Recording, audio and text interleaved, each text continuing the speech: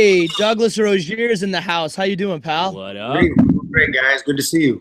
Great. Hey, we wanted to thank you so much for having this interview with us, Jitterbug Jukebox. You were crucial in our theme song, so thank you so much for being a part of that, man. I just want to start off, so people that don't know you, tell us where you're from and kind of what you're doing now, what your life's been like.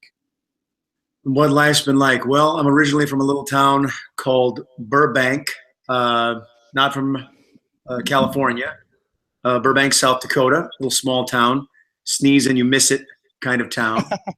Has a granary, if that kind of a place. And so, little kid moves from a little city to the big city, and I started singing back in. Actually, it's been about 11 years. I think I just passed that threshold, singing on the street about 11 years ago, and it's gone from Burbank to Burbank. Now I sing for the guy that owns Burbank, California right now. I just had a party with him the other night, yeah, took me through like NBC. I don't know, man, it's a fun little career. I love this singing stuff. I'm glad people are enjoying my voice as much as I enjoy singing it. I don't know if you can hear how kind of hoarse I am almost from doing all the singing. I got to go party with Bing Crosby's nephew tonight.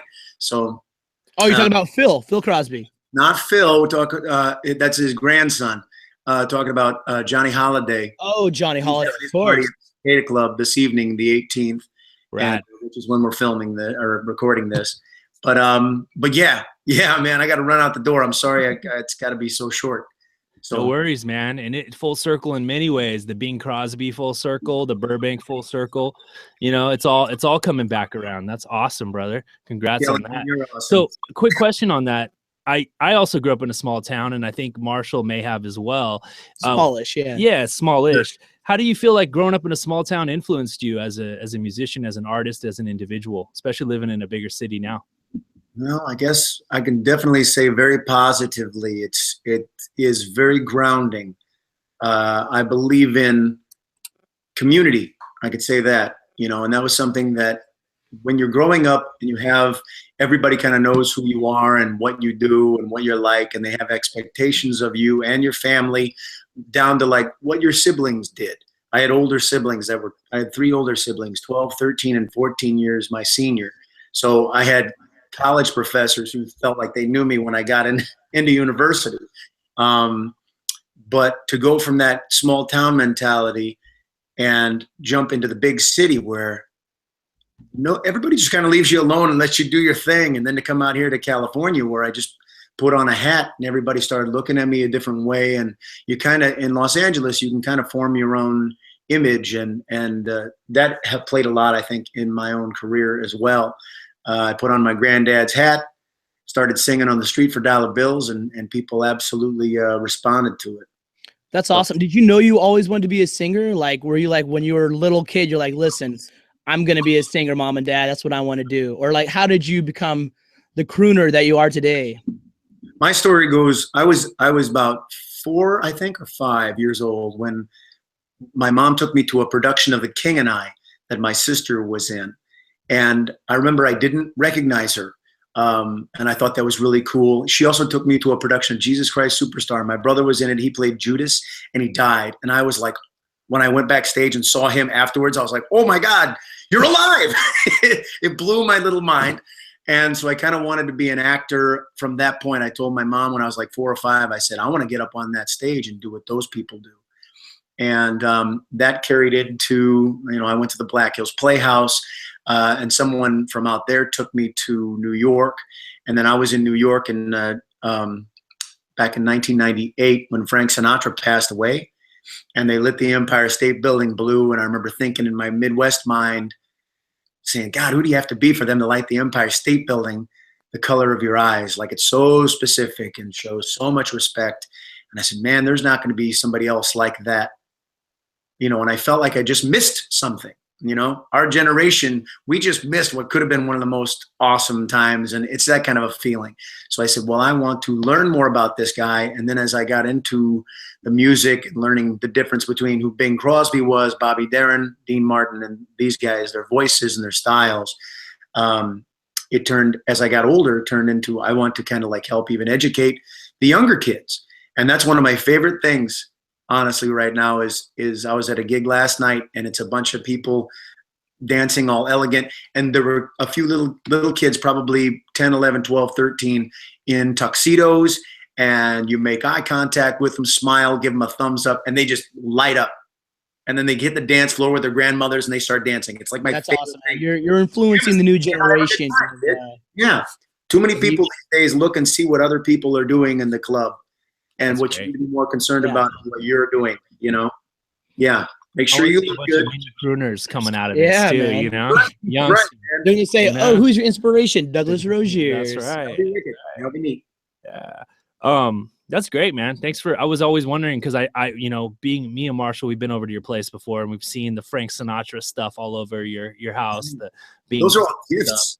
you're obviously Yeah. heavily influenced by these guys, and Yeah. it's cool that you have that connection and you can bring that back to life for a whole new generation of people, man. That's Absolutely, fantastic. man. Absolutely. I'll tell you something that my mother told me. She passed away about a year and a half ago. But when I turned 30, I think it was, they gave me the Dean Martin Variety Hour DVD series, like the entire series, and they gave it to me. And my mom says, "What you need to do here is watch and see what came before you. Know what came before you. Don't imitate it. Don't redo it. Just know that it was there, and then learn from it." Whoa, That's that's awesome. that's Yeah, amazing, that's dude. deep, too. That's a Like- great piece of parenting out there, man. Yeah. 'Cause you're not trying to be a copycat. You're trying to be your own thing, which also I think is great about you is that you are willing and able to incorporate your voice into this electro swing scene. And so we Yeah. want to talk to you a little bit about that, like how you feel about the electro swing scene and your place in it, actually. I was when I was in New York, I had no idea as a Midwest kid what clubs were, house music, and that kind of stuff. So I started hanging out with a few friends of mine at a little restaurant. I worked at the Olive Garden in Times Square for like 3 years, and every Saturday we would head out about 3 a.m. and we would party all night until like 5 in the afternoon on Sunday. And yeah, it was just bonkers, man. I'm telling you, like they would celebrate New Year's twice, you know, at midnight, once at noon the next day. And it was just an exciting thing to feel the energy of all that kind of music. So I liked that, but then I learned to get into the old standards and this kind of thing. So electro swing is obviously just it entices the kid in me, as well as like as I grew up and learned how to appreciate the standards in the American songbook, and which I say is some of the best music that we as Americans have. You throw in some of those wicked beats that Skellington puts in there. Yeah, boy. Thank you. Geez, man, just flip it on its head. Oh, thanks You know? so much. Yeah, I think all kinds of ages should be appreciative of this kind of music. So, yeah, I think it's definitely something that's going to be going on a lot in the future too. We sure hope so, honestly. Yeah. Absolutely, man. Yeah, let's work on that, boys. Yeah. We're gonna get a houseier jam out. I think that's what you would like to do, a houseier track. I like deep, dark house. I Yeah. am definitely into that. Yeah, that's old school for me. We're You gonna bet. do that. We're gonna do that very soon, actually. So I'm looking forward to it. Well, you know, kind of we're talking about the future. I mean, how do you feel about the swing and jazz scene in America? And do you see it striving, just surviving? Where do you see it going right now? Electro swing, jazz, the whole thing. What's your future prediction for all of this? I mean, it's going to be 2017. Are people going to be swinging out? I think so. But what do you think, Douglas? I think there's a chance that, well, we've already had the swing, the revival come out with when swingers came out back in the early 90s. And you guys know that I was front man for a fantastic, powerful 9-piece swing band for a number of years. And You were that's indeed. nuts, huh? Yeah, you were Yeah. indeed. I've seen you many times with that band. That band was a party, and I love those guys, and I learned a lot from them. And it's exhausting because I knew that I'm like getting older, and those are going to be the guys that are going to be playing the 1 to 4 a.m. in Vegas type scenes. And I'm like, oh God, can I do the 8 p.m. to 9? Time skills. Anyway, but yeah, I think that that's going to come back around again, and there's going to be some some foreground there. We have to get outside of the bigger cities, though. I think I'm not sure how to do it yet, but I talked to another crooner who, ironically, his name's Dino. He was named after Dean Martin, and this is just this past Wednesday, and he said that he's from Houston, and he says nobody's out there singing this stuff the way that you do it, and he goes, they have impersonators, or as I like to call them, imposters, but that's not very nice. I know. Not an imposter. Yeah. So I actually use a Bing Crosby phrase. I tell people I am an interpolator. That is a word, and I like those big words. But we have to get it outside of the big cities, and I think that with media being the way that it is now and the reach that it has. I know like electro swing was really popular in Europe and might even be dying down a little bit. Am I right about that? As it's just now catching on to the States. And like, I think that there's that whole circulation, what goes around comes around. So I think if it hits us, it should be a nice wave. And we have stuff, at least we have stuff that the Europeans did to look back on and say, okay, that's how they did it. That's how we should do it in the future too. So, absolutely. I think we can learn a lot from the European scene and movement as well. So it's all, like you said, it's coming full circle. We always get it last also, it kind of always blows up there first and then we get it, but we're happy to be a part of it. Yeah, absolutely. Heck yeah. I think you guys are front runners in what you're doing right now. So congratulations on that. Yeah, we're passionate about it, man. So we're happy to blaze or pioneer here in the States, because it's a sound that just feels so right for us, Yeah. And I think Marshall and I have talked about this too. Like, we both kind of had a similar experience to you, where we had our own experiences with the '90s swing scene, but also raves or electronic music. A lot of '90s swing in my life. Yeah. And it's it is a synthesis of all those things, and for people like us, it just feels right, like instinctually, Yeah. So Douglas, you're a very busy man, as you are on the clock right now. I know, trying to jump out, but I wanted to ask you, what's like a normal day for you? Like, how often are you practicing and going over your stuff? And like, what's a day in the life of Douglas Roegiers like? Day in the life starts the night before, depending on how late I get to bed, I guess, like most artists and musicians and that kind of thing.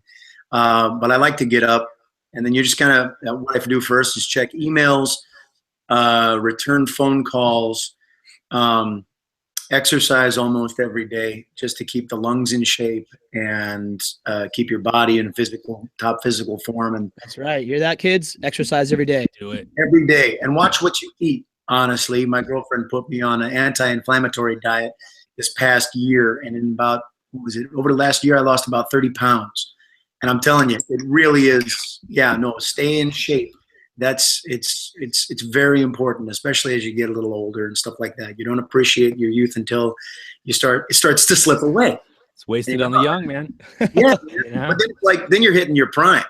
So it's like, now I got my stride. Let's go. So hopefully 2017, man, I'm going to be working on some new ideas, mostly for like some live music. I hope to be doing more of that. Right now, you guys know that I also sing along to like recorded music and tracks and those kinds of things, just because I call it the no overhead band, and or the 2 gigabyte band. But geez Louise.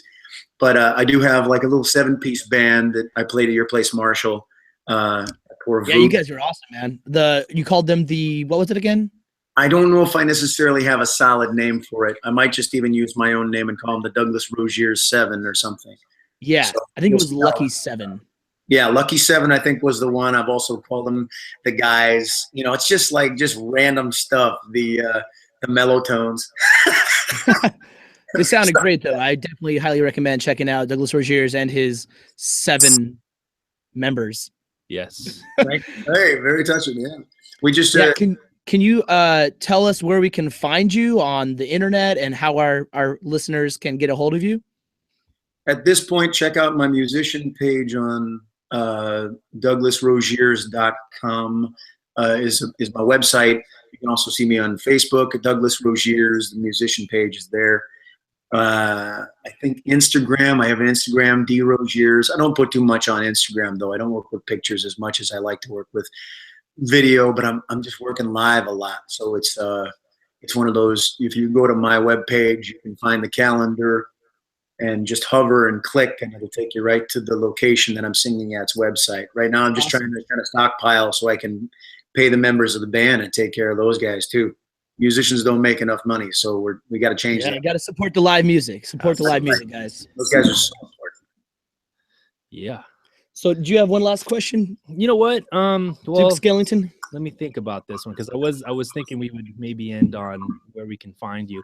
What would you like to see in the future, Douglas, with electro swing and Douglas Roegiers? How about I would like to see Douglas Roegiers and Duke Skellington do some spin out stuff, man. I swear to God, I want to talk to you, man. I got some ideas for us too. I was talking to some of the guys. Hold on to your fedoras, kids. Yeah, I think we could do. Absolutely. We're gonna do it. Yeah, let's talk. Will do. All right. Hey, Douglas, thank you again so much for being a part of our show. On behalf of myself, Professor Watson, and Duke Skellington here, it's been a pleasure hanging out with you. And please go support Douglas Roegiers. Go see his shows. Like him on Facebook. All that good stuff, guys. Yeah, have a great gig tonight at the Cicada Club, man. Jitterbug, jukebox, bones are bouncing, hip cats cutting the rug. Let's go, guys. Yeah, buddy. Yeah. Song. Thank you. You did amazing. You guys are awesome. So, all right, brother. Yeah, take care. Thank you. All right, I'm gonna run, guys. Is that okay? Have a good gig. Later, right. Douglas. We'll talk to you soon.